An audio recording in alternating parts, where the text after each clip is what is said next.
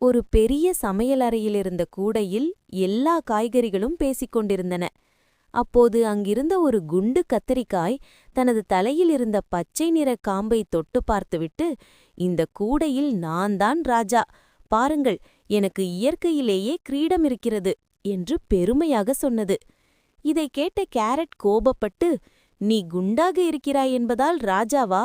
என்னைப் பார், நான் எவ்வளவு உயரமாக, அழகாக, ஆரஞ்சு நிற உடை அணிந்தி இளவரசி போல இருக்கிறேன் என்று வம்பிழுத்தது.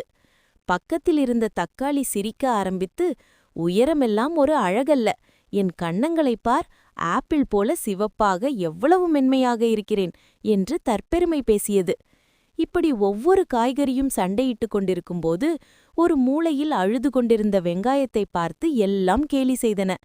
ஏய் வெங்காயமே, நீ பார்ப்பதற்கு உருண்டையாகவும் இல்லை, உன்னால் யாருக்கும் பயனுமில்லை, உன்னை உரித்தால் எல்லாரும் அழுவார்கள், நீ ஏன் இங்கே இருக்கிறாய் என்று கிண்டல் செய்தன.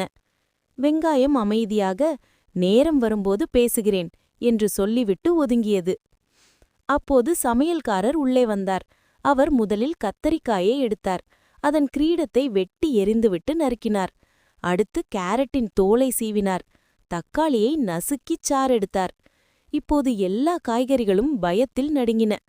ஐயோ, நாம் இவ்வளவு அழகு என்று பெருமைப்பட்டோமே, இப்போது துண்டு துண்டாக போகிறோமே என்று வருத்தப்பட்டன. கடைசியாக அவர் வெங்காயத்தை எடுத்து உரித்தார்.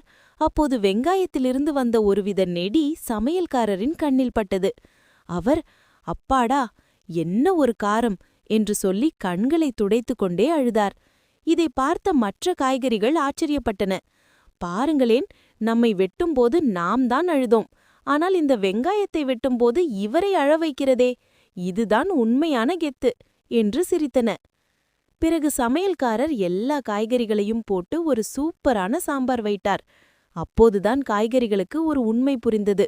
தனித்தனியாக இருக்கும்போது நாம் அழகாக தெரிந்தாலும் சாம்பாரில் எல்லாரும் ஒன்றாக சேர்ந்து வெந்து போன பிறகுதான் அந்த சாம்பாருக்கே சுவை கிடைக்கிறது.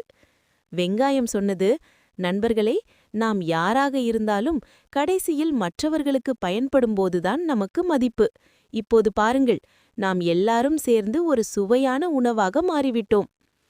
கூடையில் இருந்தபோது சண்டையிட்ட காய்கறிகள் இப்போது சாம்பார் கிண்ணத்தில் மகிழ்ச்சியாக ஒன்றாக மிதந்து கொண்டிருந்தன.